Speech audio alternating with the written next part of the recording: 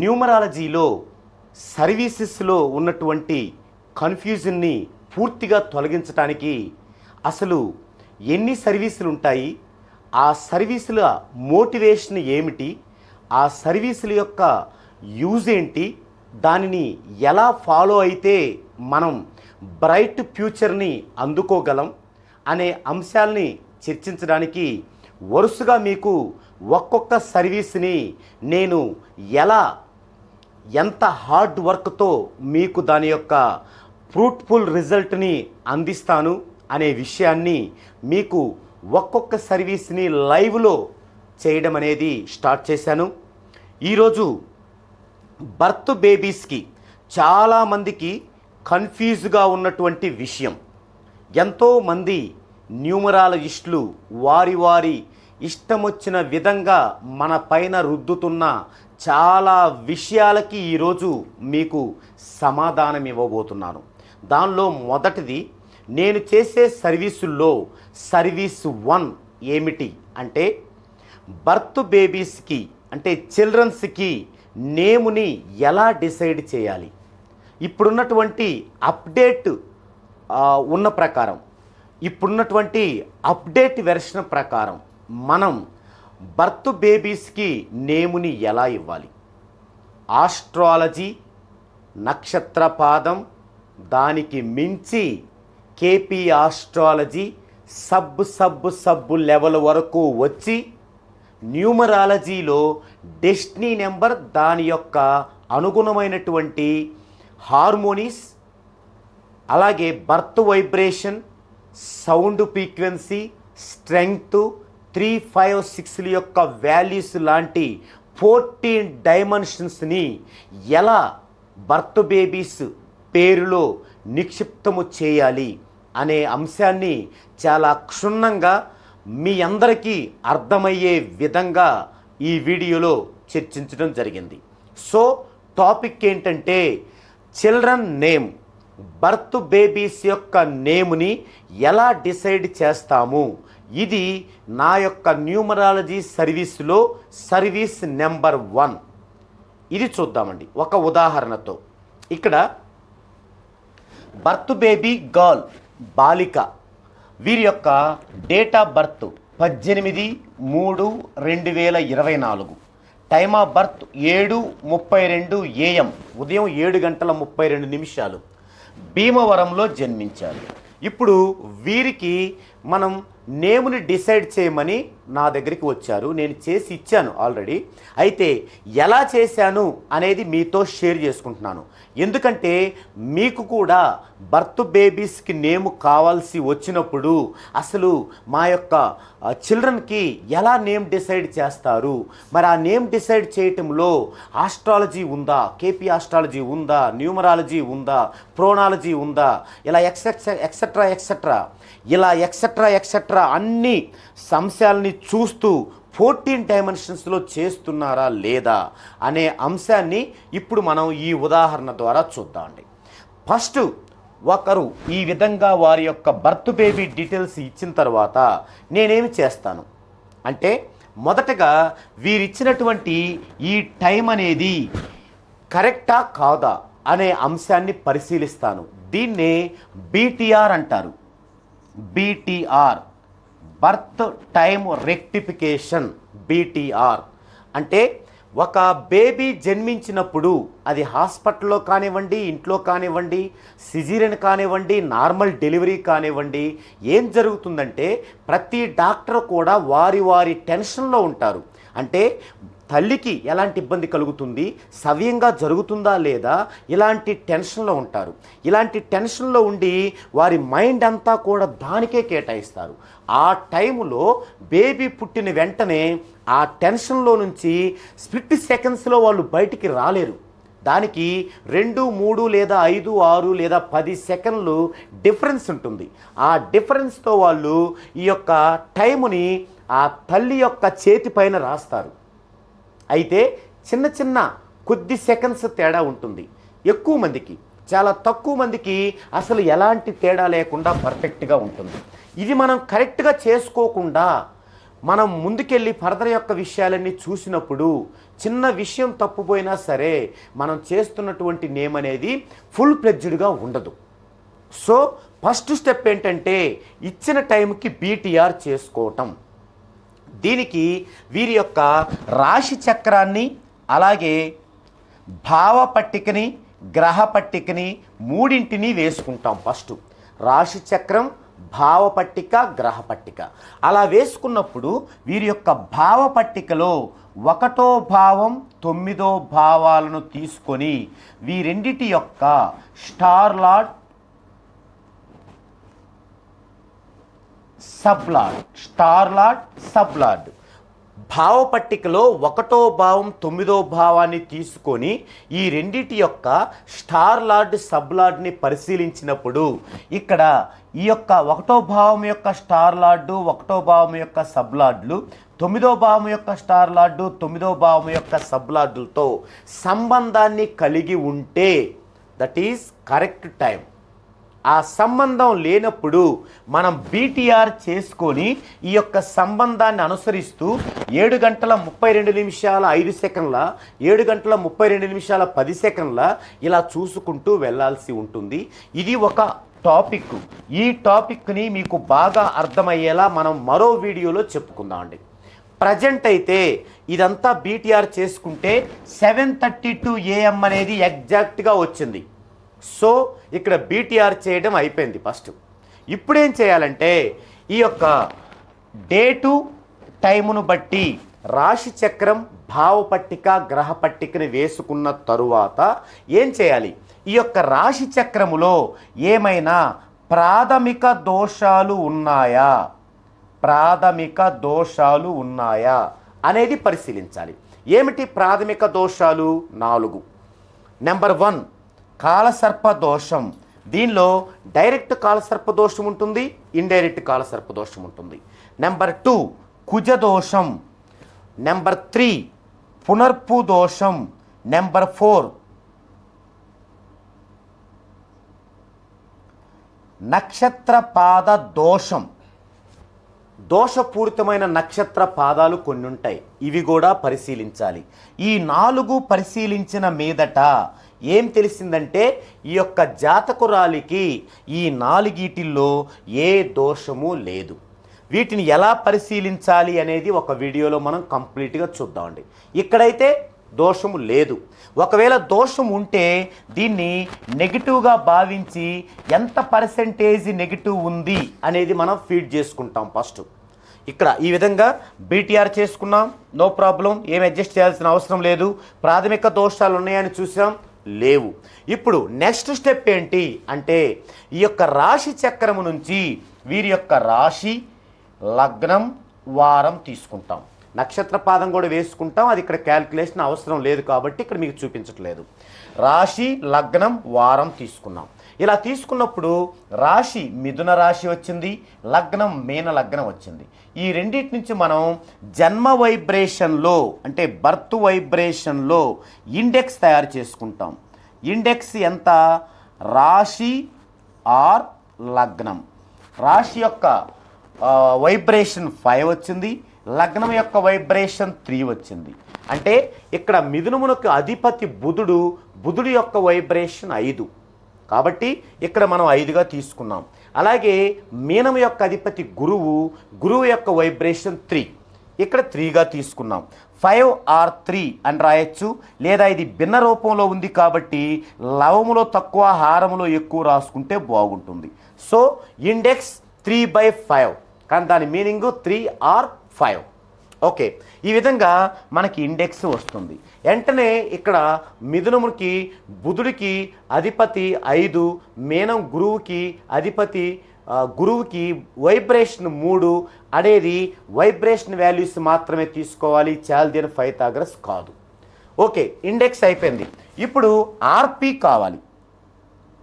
ఆర్పి అంటే రూలింగ్ గ్రహాల్లో ముఖ్యమైన గ్రహం. ఇప్పుడు రూలింగ్ గ్రహాలు ఏంటి, అసలు రూలింగ్ గ్రహాలు అంటే ఏంటి?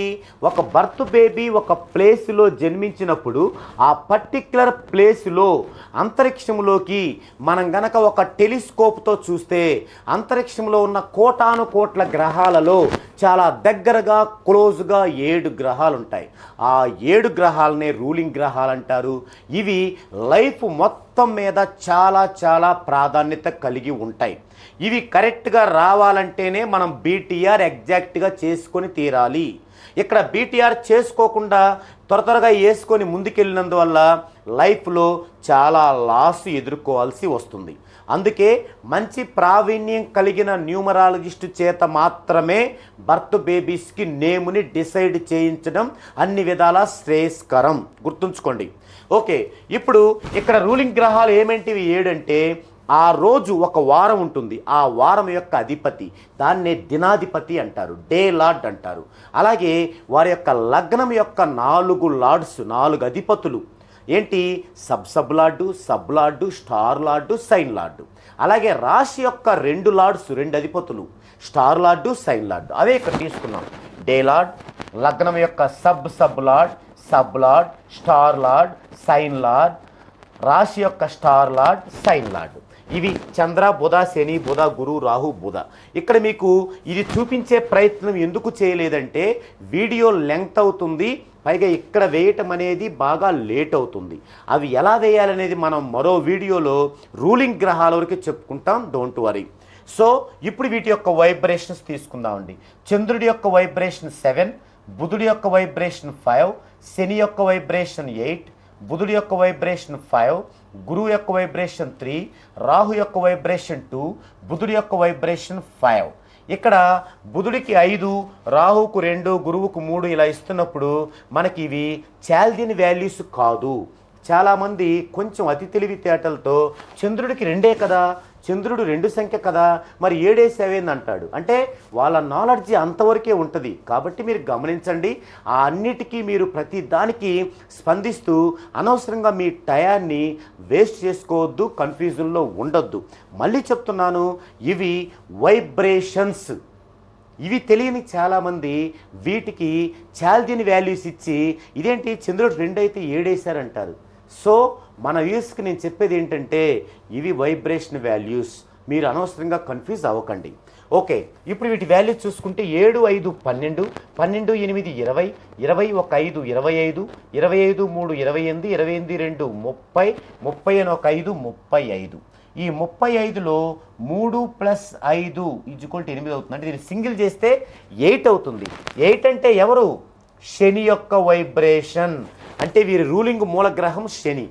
ఇక్కడే గుర్తుంచుకోండి, చాలామంది మళ్ళీ చెప్తున్నాను, కొంచెం తెలిసిన వాడు మిగతా తెలియని దాన్ని అది లేదు అంటాడు. ఓకే, ఇక్కడ ఎవరైనా సరే శని మంచిది కాదు, నీకు శని పడితే దరిద్రం చుట్టుకుంటుంది అంటారు కదా. కానీ ఈ పర్టికులర్ జాతకంలో శని చాలా అద్భుతాలు చేస్తుంది. ఎన్ని అద్భుతాలు చేస్తుందంటే మోడీ గారు ప్రధానమంత్రి, ఆయనది శని సంఖ్య. మరి ఎలా అయ్యారు అంటే ఎవరికి ఏది కరెక్టు ఏది పర్ఫెక్టు అనేది నిష్ణాతులైనటువంటి న్యూమరాలజిస్టుల చేత వినాల తప్ప న్యూమరాలజిస్టులు అని చెప్పుకొని ఫ్రాడ్ చేసే వాళ్ళ ద్వారా వింటే మీరు అనవసరంగా మీ లైఫ్ని స్పాయిల్ చేసుకుంటారు. దయచేసి అలా వినొద్దు. ఈ పర్టికులర్ ఈ బేబీకి శని అనేది చాలా అద్భుతమైన రిజల్ట్ ఇస్తుంది. బికాజ్ రూలింగ్ మూలగ్రహం కావటమే కారణం. దీన్నే మనం ఆర్పి అంటాం. ఆర్పి = 8. సో బర్త్ వైబ్రేషన్ వచ్చేసింది, ఇండెక్స్ 3/5, ఆర్పి 8. నెక్స్ట్ ఏం చేయాలి? బర్త్ వైబ్రేషన్ వచ్చింది, నెక్స్ట్ ఏం చేయాలి? మనం ఈ యొక్క ట్రయాంగిల్ ఉంటుంది, ఒక ట్రయాంగిల్ సిస్టములో మనం వీరి యొక్క నేమ్ టోటల్ ఎంత ఉండాలి, లక్కీ నెంబర్స్ ఏంటి, లక్కీ డేట్స్ ఏంటి, లక్కీ కలర్స్ ఏంటి అనే విషయాల్ని మనం తెలుసుకోవాలి. అందుకేం చేయాలంటే వీరి యొక్క డేట్ ఆఫ్ బర్త్ని మనం ప్యాటర్న్ రూపంలోకి మార్చుకోవాలి. అందుకు డేట్ ఆఫ్ బర్త్ మొత్తం ఇలా వేసుకొని మొత్తము కూడుకొని యాడ్ చేసుకొని చివరిలో వేసుకోవాలి. 1 8 9, 9 3 12, 12 2 14, 14 2 16, 16 4 20. ఇవి 1 2 3 4 4 స్టెప్స్. ఇక్కడ డేటు 18, మంత్ 3, ఇయర్ 2024, డెస్టినీ 20. ఈ లాస్ట్ నెంబర్ని డెస్టినీ అంటారు. డెస్టినీ అంటే విధి, తలరాత. ఇది చాలా ముఖ్యమైనది. ఇప్పుడు ఈ 4టిని ఇండివిడువల్గా దేనికదే మనం సింగిల్గా మార్చుకున్నట్లయితే ఈ 18, 1 + 8 ఏమవుతుంది? 9. 0 + 3 ఏమవుతుంది? 3. 2 + 2 + 4 8. 2 + 0 2. ఇప్పుడు ఈ 3 కూడుకుంటే ఇది రావాలి, అప్పుడే ఇది రైట్. 9 3 12, 12 8 20, 20 2 + 0 2. So right. ఇది వీరి యొక్క ప్యాట్రన్. ప్యాట్రన్ మీన్స్ విధిరాత, తలరాత, బ్రహ్మరాత. ఇది మనం ఇప్పుడు దాకా విన్నాం పదాలు. అదే ఈ ప్యాట్రన్. ఈ ప్యాట్రన్ బట్టి ముందు మనం విశ్లేషణ చేసుకుంటే ఈ ప్యాట్రన్ ద్వారా మనకి వారి లైఫ్ మొత్తం, అంటే ఈ బేబీ లైఫ్ మొత్తం మనకి 2 వాక్యాల్లో తెలిసిపోతుంది. అదేంటంటే ఇందులో మనకి ఏమైనా డెడ్ యాంటీ నెంబర్స్ ఉన్నాయా అనేది ఫస్ట్ పాయింట్, కూల్ నెంబర్స్ ఉన్నాయా అనేది సెకండ్ పాయింట్, వీక్ నెంబర్స్ ఉన్నాయా అనేది థర్డ్ పాయింట్. ఈ 3 గనక దీనిలో ఉంటే వారి లైఫ్ 99.9% బ్యాడ్గా ఉంటుంది. ఈ 3టిల్లో డెడ్ యాంటీ గనక లేకపోతే 50% సేఫ్, 50% బ్యాడ్గా ఉంటుంది. అలాగే కూల్ నెంబర్స్ లేకపోతే 75%, అంటే dead anti numbers, cool numbers లేకపోతే 75% సేఫ్. ఇక ఈ 3 లేకపోతే గోల్డ్ స్పూన్ నోట్లో పెట్టుకొని పుట్టినట్లే. అయితే వీరికి ఏమున్నాయో చూద్దామండి. డెడ్ యాంటీ నెంబర్స్ అంటే మనం ప్రతి వీడియోలో చెప్పుకుంటున్నాం, మళ్ళీ చెప్పుకుందాం. 6 జతలు ఉంటాయి. 16, 17, 29, 37, 47, 38. ఇవి డెడ్ యాంటీ కాంబినేషన్ జతలు, జన్మ పగ సంఖ్యల జతలు అంటారు. డెడ్ యాంటీ అంటే అర్థం ఏంటంటే 1కి 6 యాంటీ అయితే 6కు 1 యాంటీ, ఇటువైపు నుంచి ఇటు యాంటీ అయితే మరల రివర్స్లో కూడా యాంటీ అవుద్ది. That is dead anti. So ఇవి ఏమైనా ఉన్నాయంటే ఇక్కడ 9 2 అనే డెడ్ యాంటీ ఉంది. చూడండి 2 9 9 2 డెడ్ యాంటీ అనమాట. 9 2 అనేది డెడ్ యాంటీ ఉంది. సో ఇంకా ఒక పాయింట్ అయిపోయింది, అంటే 50% బ్యాడ్లోకి వెళ్ళిపోయినట్లే తలరాత. మరి తర్వాత కూల్ నెంబర్స్ అంటే ఏంటివి? 3 6. వీటిలో 3 అనే కూల్ నెంబర్ ఉంది. ఓకే, తర్వాత వీక్ నెంబర్స్ ఏంటి? 2 8. ఇదిగో 2 8 అనే వీక్ నెంబర్స్ ఉన్నాయి. ఇది సరిపోదు అనుకున్నట్టు మరో డెడ్ యాంటీ కూడా ఉంది దీనిలో. ఏముంది? 3 8. 3 8 అనే డెడ్ యాంటీ కూడా ఉంది. 3 8. సో ఒక డెడ్ యాంటీ ఉంటేనే నరకప్రాయమైతే వీరికి 2 డెడ్ యాంటీస్ ఉన్నాయి. అలాగే కూల్ నెంబర్స్ ఉన్నాయి, వీక్ నెంబర్స్ ఉన్నాయి. సో వీరి లైఫ్లో బాగున్న కాలం ఒక్క క్షణం కూడా ఉండదు అనేది డిసైడెడ్ పుట్టుకతోనే. అయితే ఇక్కడ ఇది ఒక్కొక్కటి 15 ఇయర్స్ వీరి లైఫ్లో ఉంటుంది. అయితే ఇక్కడ మొదటి 15 ఇయర్స్ 9, ఇది బాగుంటుంది, జనరల్గా బాగుంటుంది. అలాగే తర్వాత 16 నుంచి 30 దాకా 3, ఇది కూడా జనరల్గా బాగుంటుంది. తర్వాత 31 నుంచి 45 వరకు 8, ఇక్కడ నార్మల్గా ఉంటుంది. తర్వాత 46 నుంచి 60, ఇది నార్మల్గా ఉంటుంది, ఇది జనరల్. ఏది? డెడ్ యాంటీ కాంబినేషన్స్ లేకపోతే, కూల్ నెంబర్స్ లేకపోతే, వీక్ నెంబర్స్ లేకపోతే ఇది జనరల్. అంటే 30 ఏళ్ళ వరకు బాగుండాలి, తర్వాత బాగుండకూడదు అనేది నార్మల్, జనరల్. కానీ ఇక్కడ ఏం జరిగింది? 2 డెడ్ యాంటీ కాంబినేషన్లు ఉన్నాయి. సో ఆ బాగున్న కాలాన్ని కూడా పూర్తిగా డిస్టర్బ్ చేస్తుంది. ఓకే, సరే. ఇది ఇలా చేస్తున్నప్పుడు మరి స్ట్రెంగ్త్ ఏమన్నా కాపాడగలిగిద్దా అంటే, ఇలా ఉన్నోళ్ళకి 40 degrees అబోవ్ స్ట్రెంగ్త్ ఉన్నప్పుడు దీన్ని కొంచెం తట్టుకోగలుగుతారు, భరించగలుగుతారు. అలాగే ఏమైనా ఉందంటే ఇప్పుడు మనం స్ట్రెంగ్త్ చూద్దామండి. ఓకే, వీరి యొక్క స్ట్రెంగ్త్ కనుక చూసినట్లయితే డేట్ ఆఫ్ బర్త్ ఏముంది? 18/3/2024. స్ట్రెంగ్త్ ఎలా చేసుకోవాలో మనం చెప్పుకున్నాం, అందుకే కొంచెం ఫాస్ట్గా చెప్తున్నాను. First year 2 2 4, month 3, date 1 8. వీటి యొక్క వాల్యూస్ తీసుకుందాం. టోటల్గా 6 ఉన్నాయి. ఇవి ఇటు చూస్తే 26 degrees 40 minutes, 26 degrees 40 minutes, 4 అంటే 36 degrees 40 minutes, 3 అంటే 40 degrees, 1 అంటే 36 degrees 40 minutes, తర్వాత 8 అంటే 53 degrees 20 minutes. 40లు చూస్తే 1 2 3 4 4 నాలుగులు 160, ఒక 20 180, అంటే 60 చొప్పున చూస్తే 3 60లు కాబట్టి టోటల్ 0. ఇక్కడ వచ్చేసి 3 డిగ్రీలు అయింది. 3 3 6, అంటే 1 2 3 4 5 6 30 0 3 3 5 8 3 11 4 15 3 18 2 20 1 2 22. సో వీరి యొక్క స్ట్రెంగ్త్ చూస్తే 220 డిగ్రీలు బై 6 భాగాహారం చేస్తే 6 3 18, 4 ఉంటుంది 40, 6 6 36, ఇక 4 ఉంటుంది. దాని నిమిషాలకు మార్చుకుంటే 4 60లు 240. ఇప్పుడు 6తో చూస్తే 6 40లు. సో 36 degrees 40 minutes స్ట్రెంత్ వచ్చేసి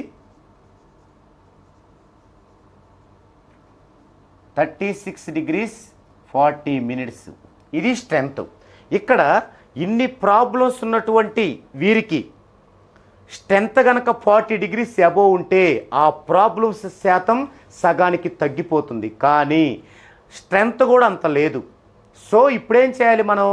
ఇక్కడ ఈ యొక్క ప్యాటర్న్ పూర్తిగా చేంజ్ అవ్వటానికి ఏ నేమ్ టోటల్ ఇవ్వాలి, తర్వాత ఇంత నెగిటివ్ పోవటానికి ఎంత ఫ్రీక్వెన్సీని ఇవ్వాలి. జనరల్గా 36 degrees స్ట్రెంత్ ఉన్న వాళ్ళకి 100, జనరల్గా 36 degrees స్ట్రెంత్ ఉన్న వాళ్ళకి 1600 సౌండ్ ఫ్రీక్వెన్సీ ఉంటే సరిపోతుంది మినిమం. కానీ ఇంత నెగిటివ్ ఉన్నప్పుడు ఇది సరిపోదు. ఇక్కడ మనకి డెడ్ యాంటీలో నెగిటివ్ ఉంది, కూల్ నెంబర్స్లో నెగిటివ్ ఉంది, వీక్ నెంబర్స్లో నెగిటివ్ ఉంది, 3 పదాలుగా నెగిటివ్ ఉంది. ఒక్కొక్క నెగిటివ్కి జనరల్గా మనం మినిమంగా 300 అన్న యాడ్ చేసుకోవాలి. సో 3 3 3 900, దీనికి 900 యాడ్ చేస్తే 2500, అంటే 2500 మనం దీనిలో ఫ్రీక్వెన్సీని పెట్టగలగాలి. అదొక పద్ధతి. ఒకవేళ ఇంత మనం పెట్టడానికి ఆ నేమ్లో స్కోప్ లేదనుకోండి, అప్పుడు ఆ నేమ్లో కొన్ని ఫ్రోనాలజీ సౌండ్ కనుక పెట్టినట్లయితే హాన్ కానీ కెన్ కానీ కాన్ కానీ ఇలాంటి కనుక సౌండ్లు పెట్టినట్టయితే ఒక్కొక్క సౌండ్ వాల్యూ 1000 degrees అవుతుంది. అలాంటప్పుడు మనం 2500 కాకుండా మినిమం 1600నే మెయింటైన్ చేస్తూ, లేదా 1610, 1630 లేదా 1700 అలా మెయింటైన్ చేస్తూ ఏదైనా ప్రోనాలజీ సౌండ్ని కనుక పెట్టగలిగితే అది కూడా మనకి 2500కి అబోవ్ ఉన్నట్లే అవుతుంది. ఇదంతా కూడా ఆయా సందర్భాలలో ఆ యొక్క పర్సన్స్ను బట్టి మనం ఫ్రీక్వెన్సీ ఎంత ఉండాలి, ఫ్రీక్వెన్సీ ఉండకపోతే ఇంకా అదర్ ఎలిమెంట్స్ ఏం కలపాలి అనేది ఆయా న్యూమరాలజిస్టుల యొక్క వారి అనుభవం మీద ఆధారపడి ఉంటుంది. ఇంకొక విషయం ఇక్కడ మనం చెప్పుకోవాలి. అదేంటంటే, ఒక బర్త్ బేబీ యొక్క డీటెయిల్స్ మాకు ఇచ్చినప్పుడు మీకు చెప్పేది ఇదే, కానీ మేము చూసేది చాలా ఉంటుంది. ఉదాహరణకి ఒక బర్త్ బేబీకి అనారోగ్య సమస్య రాబోతుంది అని మాకు తెలుస్తుంది, కానీ మేము అది పేరెంట్స్కి చెబితే వాళ్ళు మానసిక క్షోభతో ఇంకా డల్ అయిపోతారు. అందుకని దానిని పర్టిక్యులర్గా చెప్పకుండా అది కూడా న్యూట్రల్ అయ్యే విధంగా, అది కూడా రిమూవ్ అయ్యే విధంగా మేము ఇందులో ఈ ఫ్రీక్వెన్సీ కానీ, ప్రోనాలజీ ఎలిమెంట్స్ కానీ, సిగ్నేచరాలజీలో ఉండే ట్రిక్స్ కానీ ఇవన్నీ మేము పెట్టుకోవాల్సి వస్తుంది. ఇదొక అంశం. తర్వాత వీరి యొక్క ఫ్యామిలీ మెంబర్స్ ద్వారా కొన్ని రిస్క్స్ ఉంటాయి వీళ్ళకి. ఇప్పుడు పుట్టిన పిల్లలకి వారి ఫ్యామిలీ మెంబర్స్ ద్వారా కొన్ని రిస్కులు ఉంటాయి. అలా రిస్క్ ఉందని తెలిస్తే ఏమవుద్దంటే, ఒకవేళ ఈ బేబీ వల్ల ఫ్యామిలీకి కూడా రిస్క్ ఉంటుంది. ఇలా ఉన్నాయని తెలిస్తే ఆ ఫాదర్ ఏమనుకుంటాడు, అయ్యో వీళ్ళు పుట్టారు నాకు ఇలా అయిందనుకుంటాడు. అంటే ఆ పిల్లల మీద ఒక రకమైనటువంటి ఎఫెక్షన్ పోతుంది. కాబట్టి ఇక్కడ మా ధర్మం ఏంటంటే, మీకు ఫండమెంటల్గా ఏం కావాలో చెబుతూ, ఏం కావాలో ఇస్తూ, మేము ఒక తండ్రి స్థానంలో ఉంటూ ఆ యొక్క నెగిటివ్స్ని మీరు ఏదైతే కంగారు పడతారో, ఏదైతే మిస్అండర్స్టాండ్ చేసుకుంటారో అదంతా మా కడుపులో పెట్టుకొని అది కూడా న్యూట్రల్ అయ్యి వారికి మంచి భవిష్యత్తు ఏర్పడేలాగా, అలాగే వారి వల్ల మీ యొక్క ఫ్యామిలీ బాగా అభివృద్ధి చెందేలాగా ఏమేమి కావాలనేది అందులో పెట్టడం జరుగుతుంది. మీకు పైకి కనబడేది 14 డైమెన్షన్సే, కానీ అవి కాకుండా నంబర్ ఆఫ్ ఎలిమెంట్స్ని అందులో పెట్టాల్సి వస్తుంది. అందుకే నిష్ణాతులైన న్యూమరాలజిస్ట్ ఎందుకు కావాలంటున్నానంటే ఇందుకే. ఇది ఒక మ్యాథమెటిక్స్ కాదు కదా, a+b² = a² + 2a + b² అని పంపించడానికి. ఇది లైఫ్. ఫ్యూచరు సైంటిఫిక్ విధానంతో గ్రోత్ కావాల్సింది.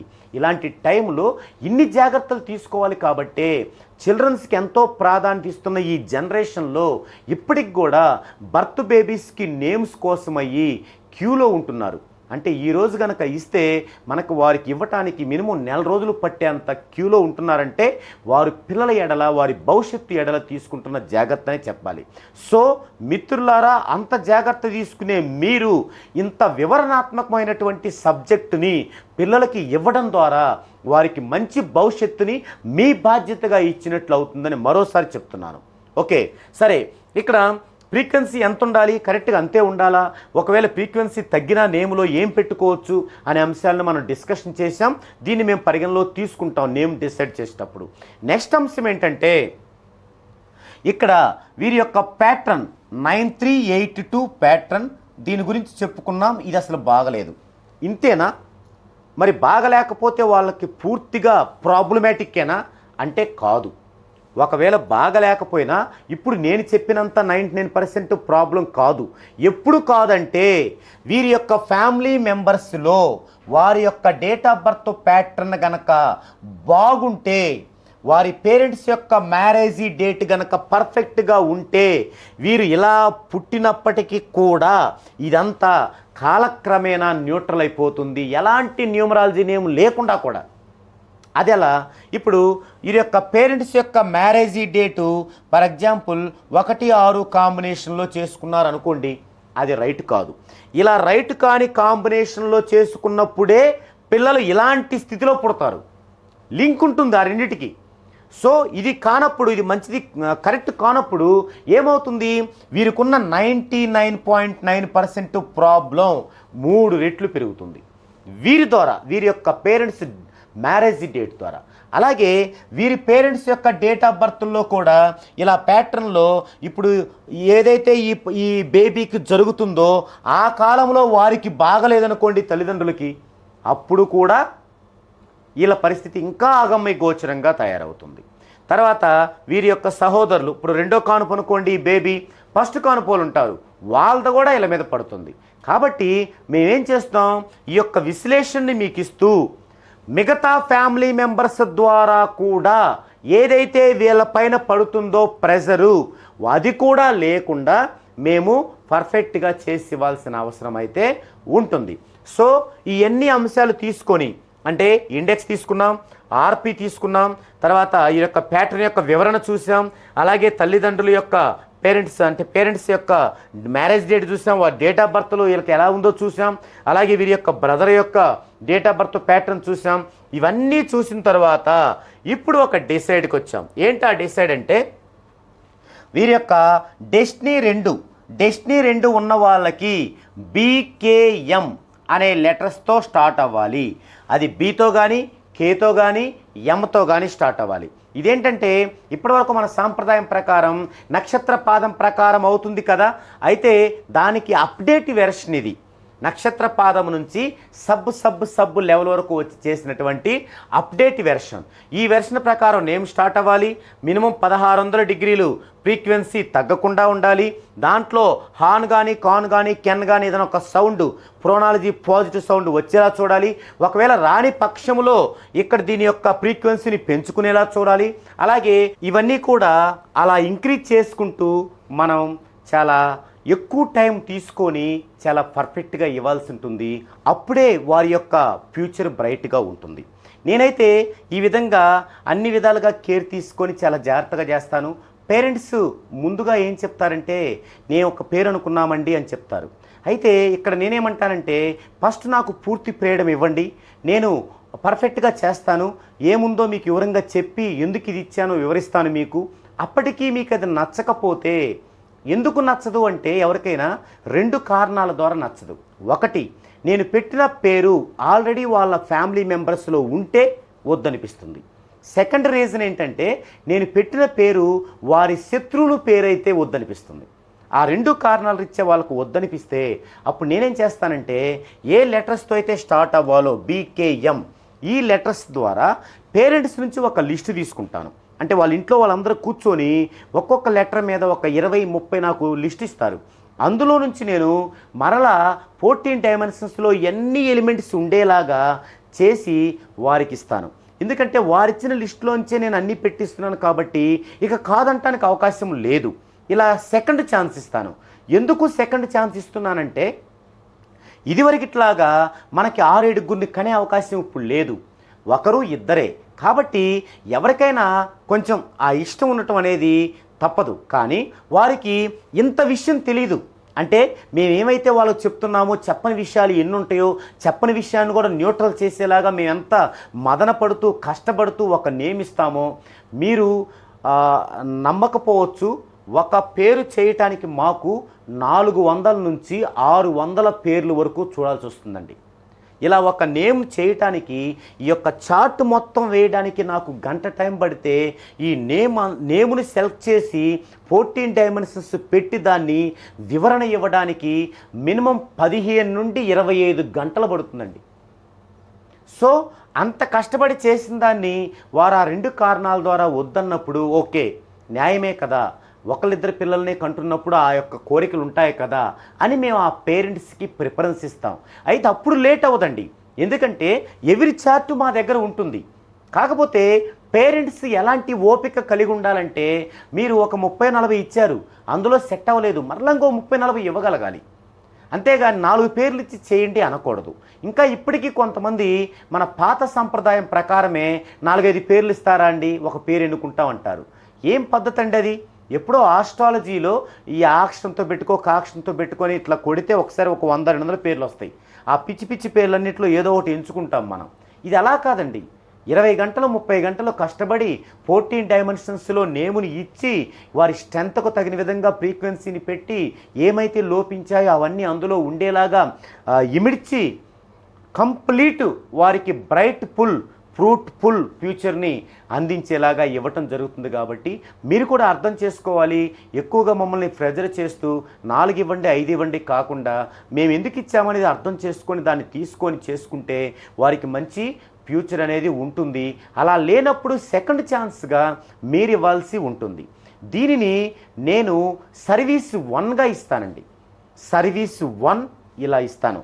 ఇలా ఇచ్చి మీకు 15 నుండి 25 పేజీల మధ్యలో ఒక రిపోర్ట్ ఇచ్చి దీని గురించి ఆ రిపోర్ట్లో వివరణ ఇచ్చి మీకు నేమ్ ఇవ్వటం జరుగుతుంది.